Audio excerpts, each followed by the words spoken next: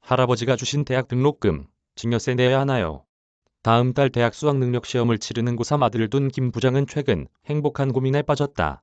아들이 내년에 대학에 입학하면 아이의 외할아버지가 1,000만 원, 삼촌과 고모가 각각 500만 원씩을 학비에 보태주고 싶다고 전해왔기 때문이다. 등록금은 김 부장 본인이 미리 마련해 두었기에 집안 어른들이 주시는 돈 2천만 원은 종잣돈 삼아 아들 명의의 주식이나 펀드에 장기 투자하면 좋을 것 같다는 생각이 들었다. 잘 굴리면 아들이 결혼할 때쯤 집을 마련하는데 도움이 될 것 같았다. 그러다가 문득 증여세를 내야 하는 건지 궁금해져서 인터넷을 검색해 보았는데 눈에 띄는 기사가 있었다. 지난 3월 프로야구 선수 A씨가 국내 프로리그에 복귀하면서 본인이 초등학교 시절부터 메이저리그까지 선수 생활 내내 쓰던 등번호를 사용할 수 있도록 양보해준 같은 팀 선수 B씨에게 감사의 뜻으로 2천만 원 상당의 시계를 선물했다는 것이다. 부러운 생각도 잠시 이런 고가의 선물에도 증여세가 부과되는지 더욱 알쏭달쏭해졌다. 증여세를 내지 않는 공제한도는 선물을 받은 프로야구 선수 B씨의 경우 증여세 과세의 원칙상 타인으로부터 증여받은 것이기 때문에 시계가 2천만 원이라고 가정한다면 증여세 200만 원이 신고와 납부의 의무가 발생한 것으로 봐야 한다. 타인에게 무상으로 이전 받은 재산은 증여세의 대상인데 선물 가격이 1억 원 이하의 경우 10%의 증여세율이 매겨지고 증여재산 공제가 없어 무조건 증여세가 발생하기 때문이다. 만약 선물 받은 사람이 이 사실을 인지하고 자진 신고를 하면 3%를 감면받아 세금 6만 원을 공제받지만 반대로 3개월 내에 증여세를 신고 및 납부하지 않으면 가산세가 추가로 발생한다. 그러나 가족이나 친족 간의 증여가 이루어질 경우 증여세가 무조건 발생하는 것이 아니다. 증여재산 공제한도라는 것이 있기 때문이다. 증여재산 공제한도는 증여를 받는 사람을 기준으로 증여자가 배우자이면 6억 원, 직계존비속이면 각 5천만 원, 기타 친족이면 합산 1,000만 원이다. 김 부장 아들의 경우 외할아버지가 주는 1,000만 원은 직계존속이 증여시의 증여재산 공제한도 이내이고 삼촌과 고모가 500만 원씩 준 합산 1,000만 원도 기타 친족의 증여시 증여재산 공제한도 이내이기 때문에 모두 증여세가 발생하지 않는다. 증여세 신고는 반드시 하는 것이 좋다. 여기서 한 가지 꼭 짚고 넘어가야 할 부분이 있다. 많은 경우 증여재산 공제한도 이내에 증여라면 증여세가 발생하지 않아 증여신고를 할 필요가 없다고 착각하기 쉽다.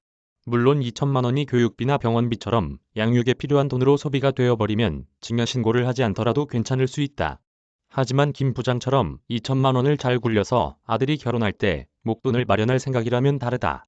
만약 성공적인 투자로 2천만 원이 1억 원으로 불어났다고 가정해 본다면 집을 구입할 때 주택자금 조달 계획서를 작성하거나 구입 이후에 자금 출처 조사를 받을 수도 있다. 과세당국에서는 1억 원을 증여받은 것이 아닌지 의심하고 자금 출처를 소명하라고 할 수도 있다.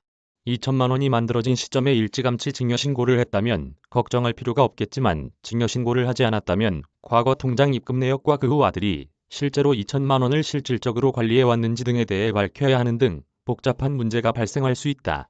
그래서 증여세 신고, 납부는 미래에 번거로운 문제가 발생하지 않도록 하기 위한 사전 예방의 차원에서 접근할 필요가 있다. 증여재산 공제는 10년마다 한 번씩 여러 번 가능. 가족이나 친족 간의 증여세 없이 증여할 수 있는 한도는 평생 한 번이 아니다. 10년 이내 증여한 재산을 합산하여 증여재산 공제한도를 넘지 않으면 되기 때문에 10년 뒤에 다시 그 한도 이내에서 증여세 없이 증여할 수 있다. 그래서 자산 이전에 대한 관심과 필요성이 많은 분들이라면 자녀가 어릴 때부터 증여재산 공제한도를 고려해 적극적으로 증여를 실행하면 유리하다. 절세도 하면서 자녀가 성장하는 동안 장기 투자를 통한 수익 창출의 기회를 만들 수 있다. 위의 이 표에서는 자녀가 어릴 때부터 10년 단위로 증여재산 공제한도만큼 증여를 꾸준히 실행한 경우와 자녀가 장성한 다음 한꺼번에 증여를 실행한 경우의 증여세 차이를 볼 수 있다. 증여재산 공제한도는 증여를 실행하지 않으면 소멸된다. 따라서 이를 염두에 두고 증여를 일찍부터 실행하고 증여세 신고를 한다면 자녀 명의의 합법적인 자산 형성 근거와 출처가 된다. 증여세는 누가 언제까지 어디에 신고해야 할까? 증여세의 신고 의무자는 수증자이고 신고기한은 증여받은 날이 속하는 달이 말일부터 3개월이다. 그리고 증여세 신고서 제출 장소는 증여받은 자의 주소지 관할 세무서이다. 신고기한 내에 신고하면 증여세 산출세액의 3%만큼 신고세액 공제가 가능하다.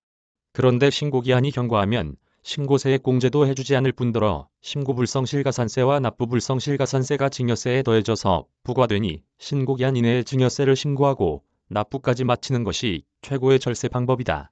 신한라이프 상속증여연구소 김준희 수석연구원. 신한라이프 상속증여연구소. 신한라이프는 자산가 고객에게 상속과 증여에 대한 전문적 WM 서비스를 제공하기 위해 지난 8월 11일 상속증여연구소를 업계 최초로 오픈했다. 상속증여연구소는 기존 부유층은 물론 최근 부동산과 주식 등의 자산 가치 상승으로 상속과 증여에 대해 관심을 가지는 고객까지 확대하여 전문적인 상속증여 콘텐츠를 연구 개발하고 있다. 김현진 기자 이메일 주소